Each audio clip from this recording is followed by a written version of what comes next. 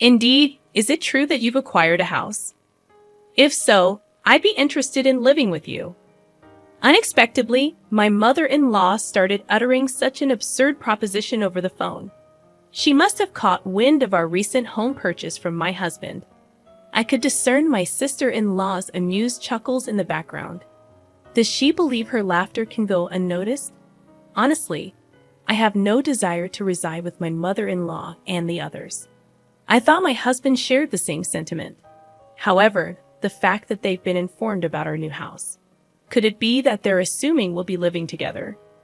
The idea that my beloved husband might be in cahoots with them fills me with a bit of apprehension. Yet, I have no intention of yielding to their wishes. Are they trying to manipulate me? If that's their game, I'll reverse the roles. Reflecting on all my past tribulations, I'd pledged revenge against them. I am Kate Thompson, 30 years old, working as an ordinary employee at a major financial corporation. I married my husband Joe 3 years ago, and though we don't have children yet, there's a valid reason for that. A decision we both took seriously. Joe and I are fully committed to our careers, toiling daily with the aim of advancing. Once our professional lives stabilize, we plan to build our own home and create a stable environment for raising children. We've agreed to revisit the topic of having kids once our careers settle down. This was a decision we made earnestly, sharing our genuine feelings and thoughts. We do aspire to have children eventually, and now as we prepare for that, I find myself recalling all my past struggles.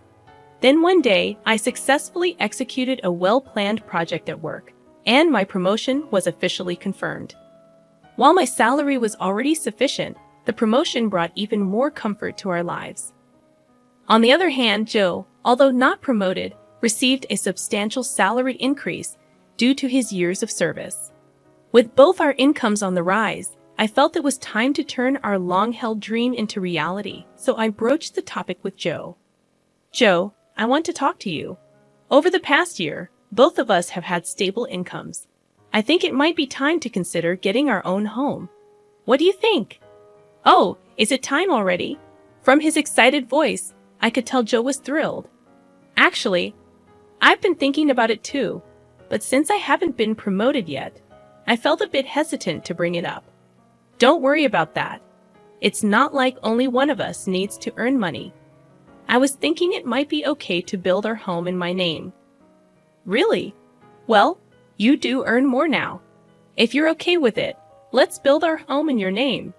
All right, let's proceed with that. Let's go see some model houses on our next day off. Sounds great, let's go. We shouldn't miss this opportunity. I really feel grateful for choosing Joe at times like this, as we share the same values. The following week, we made an appointment to view model homes as planned. We looked at various types of houses, expanding our vision for our own home. On weekends, we began creating simple floor plans together, researching online. During a recent visit to a construction company, they suggested that instead of leaving everything to them, it's better if we create our own image for a more satisfying home. So Joe and I started building that image. However, neither of us has much knowledge of architecture or design, and even with research, it takes time to put it into practice. While taking breaks, we continued working, and then the doorbell rang. I thought it was a delivery, but when I opened the door, my mother-in-law was standing there, unexpectedly. "Huh, Mother? What brings you here so suddenly like this?" My mother-in-law sometimes visits our place without notice. She glared at me and, without a word, took off her shoes and went into the house on her own. I near Joe, surprised by his mother's call, showed a startled reaction. "What's up? Did you have some business around here?" To Joe's question, his mother looked a bit perplexed. "Yes, I told Kate about it over the phone a little while ago, but it seems Joe didn't know." "I see. Maybe Kate forgot to tell me. Seems like it, Joe, even though he's still young, has a terrible memory." "That's not true, Mom. It's not forgetfulness. Kate is incredibly busy with work, and at the same time, she takes care of the household. Her mind is always full of things to do. You're such a kind boy, Joe. If your late father were here, he definitely wouldn't have forgiven that." I really respect Kate from the bottom of my heart. So, Mom, why did you come here today?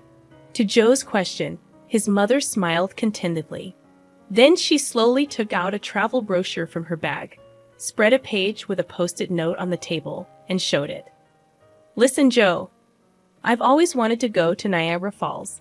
Won't you take me, please? My mother-in-law began to say such things excitedly out of the blue.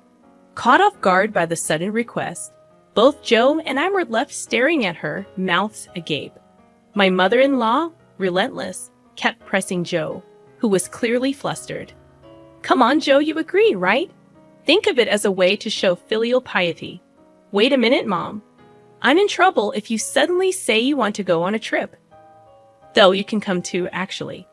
I was thinking of going with Claire, but if Joe wants to go, I'm delighted to turn it into a family trip. Claire is Joe's sister. What are you talking about? Kate is here, and I can't get time off from work. But it's strange for me to pay for a trip for you and my sister, right?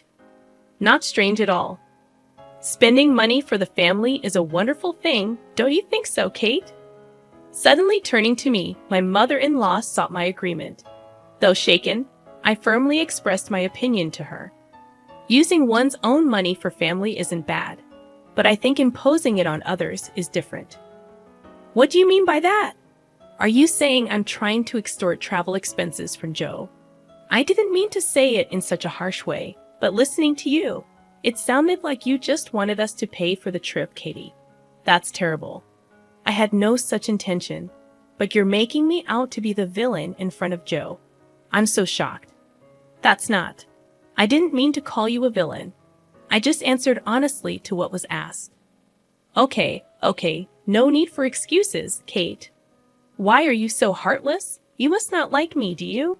My mother-in-law, visibly upset, glared at me with icy cold eyes. It always turns out like this when she comes over. She always finds some reason to demand money and then squanders it with Claire, Joe's sister. Spending money for the family sounds nice, but what my mother-in-law does is practically extortion. The situation is entirely different when Joe gives the money out of kindness, no matter that they're family. I never really liked Joe's mother and sister. According to Joe, his mother and sister became selfish after his father passed away. Joe's father died when he was in high school, and since then, they have lived as a trio. With his strict father alive, he watched over the finances. But with his departure, there was no one to stop them, and they even freely spent the life insurance money. Also, since Claire works part-time and not as a full-time employee, her salary is low, and their life is always on the edge. So this is why she regularly visits our house, making excuses like life is tough, or I want to relax and travel somewhere, to extort money from Joe. Before marrying Joe, it seemed he was at the mercy of his mother and her demands. After his father's death, a sense of dependence for being cared for by his mother had bound Joe. However, since marrying me, Joe seems to be gradually realizing their true nature. Even when repeatedly asked for money, recently he's been trying hard to refuse. For Joe, that's quite a growth. Moreover, he has recently become able to speak back firmly to his mother. To my mother-in-law's spiteful words like, "You don't like me, do you?" Or "Why should I?" For such an uncharming daughter-in-law, Joe responded clearly, "Just because you're my mother doesn't mean you can speak badly of Kate. Didn't Kate just answer what you asked her?" Mom, you're taking Kate's side. What are you talking about? I think you're in the wrong here, Mom. That's so unfair. Surely Kate must have poisoned your mind against me, poor thing. You were such a kind child before we got married. I'm telling you, that's not it. I'm saying this because I think so. Joe's firm response surprised my mother-in-law, who was not used to being talked back to like that. With a frustrated look, by biting her lower lip, she said, "Fine," and left. Kate, I'm sorry. I'd always make you feel uncomfortable. No, it's okay. You stood up for us this time. Once we build our own home, we'll be further away. Let's not interact with Mom and them. Then yeah, that would be a relief. If you're okay with it, Joe, I'm grateful. The area we're considering for our new home is quite far from our current apartment, improving the convenience for both of our workplaces. Our current apartment is about 5 train stations away from Joe's parental home, but the new house will be 3 times farther and require transfers. The route from the station is also complex, so if we don't give them the address, they won't be able to find our new home. It's a good chance to cleanly break off our relationship with my mother-in-law. Later, we submitted our imagined floor plan to the construction company, and the construction started 2 months later. After about half a year, our $500,000 dream home was completed. We managed to squeeze some time from our busy work schedules to pack a few days before the move. I received a call from my mother-in-law on my smartphone. Busy packing. I turned on the speaker and answered the phone. "Hello," I said, and my mother-in-law started speaking in an unusually high-pitched voice. "Kate, when are you moving? You bought a house, right? I want to live with you." Suddenly, on the phone, my mother-in-law began to say such an outrageous thing. She must have heard about our new home purchase from Joe. I could hear Claire, my sister-in-law, chuckling in the background. "That's great. We can make Kate work for us every day, Mom. You came up with a good idea," said Claire. Do they think their words aren't reaching me? It's clear they plan to piggyback on our move. I imagine them planning to use us for an easy life, honestly. I have no intention of living with them. I thought Joe felt the same. But telling them about the new house. Could it be that they're assuming we'll live together? The thought that my beloved Joe might be in league with them fills me with a bit of fear. But I have no intention of letting them have their way. They're probably trying to use me, right? If that's the case, I'll turn it around and use them. I told them the date of our move. Then my mother-in-law and Claire said, "We'll come to the apartment in the afternoon on that day. Take us with you in the car and arrange the movers for us too." They hung up after making their demands. But of course, I have no intention of complying. For now, I'll check the facts with Joe. As I was about to go and tell Joe this, he was already standing behind me. "Joe, you were there. I came to say we should take a break. But was that Mom on the phone just now?" "Ah, yes. I was going to talk to you about it too. Why did you tell your mother about our new home?" "It's not like that. Actually, when Mom came over last time, she seems to have seen the floor plan of our new house. She kept pestering me about it every day, so Kate, I'm really sorry." "I see. So you don't intend to live with your mother, right?" "Of course not. After hearing that phone call, I'm even thinking it's better to cut ties with her." Joe's expression was filled with more anger than ever. It was the first time I had seen him this angry. From what Joe told me, my mother-in-law had seen the layout of our new home and was convinced it was a spacious house. She had pretended to be interested and called Joe repeatedly, asking him about the number of rooms and details of the facilities. But it seems that Joe is on my side, which relieved me. Then there's no problem at all. This made me determined to get my revenge on my mother-in-law. I've had enough of her saying whatever she wants. But it's goodbye to that now. I'll make sure to settle this properly. And so the day of the move arrived. Joe and I had the movers transport our things in the morning and headed to our new home in our car. By the time we finished moving everything, it was already past 1 p.m. Checking our phones while taking a break, we saw dozens of missed calls from my mother-in-law. "She called me too," Joe said, sounding weary. Then my mother-in-law called again. I answered the phone with the speaker still on.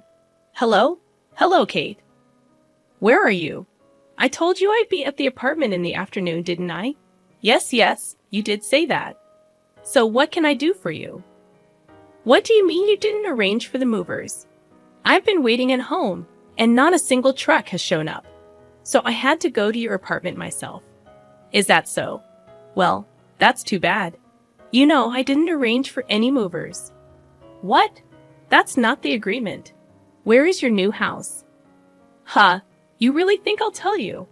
After saying that clearly, my mother-in-law uttered a dumbfounded huh. She probably thought that as long as Joe was there, she could always have her way. But Joe is different now. He's my precious ally, trying to cut off the bad ties with his family. Determined to release all my pent-up feelings, I spoke firmly. Just to let you know, neither Joe nor I have any intention of living with the two of you from now on. Please don't involve yourselves in our lives. What are you saying? Your opinion doesn't matter. It's up to Joe to decide. At least tell me where the new house is right now. Huh. How are you going to get here without even knowing the address? This house is in my name. I have the right to decide who lives here. If you two just barge in, it's trespassing, and I'll sue you right away. What? Trespassing? How rude to say that about your husband's family. At that point, Joe spoke up in a deathly cold voice. Family? My father, who was a family member, is already gone, isn't he? What are you saying, Joe? After hearing that last phone call, I'm utterly fed up with you two. Just having a blood relation with you is embarrassing.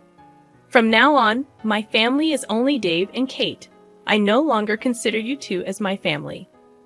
Wait, Joe, don't say such things. Don't bother us again, Vadid. With that, Joe hung up without waiting for her reply. He swiftly set his phone to block her calls. Hey, Joe, are you really okay with this? Yeah, I finally realized that Mom was just using me to her advantage. I feel completely relieved now. Joe looked truly refreshed, sincerely believing what he said. That's how we, as a couple, managed to cut off the bad ties with my mother-in-law and sister. Afterwards, they had to change their lifestyle drastically, as Joe stopped supporting them completely. Without any contact with Joe, they lost their fallback option. Later on, my sister-in-law's part-time income wasn't enough, and my mother-in-law had to start working part-time as well. Being a housewife for so long, she wasn't used to the working environment and was clumsy, often being disliked at her workplace. Meanwhile, we live a peaceful life in our new home with no sudden visits from my mother-in-law anymore. We are truly stress-free. I'm endlessly grateful to Joe for believing in me and cutting ties with his toxic blood relatives. We might face various challenges in the future, but even then, I trust Joe, and we will support each other and walk through life together.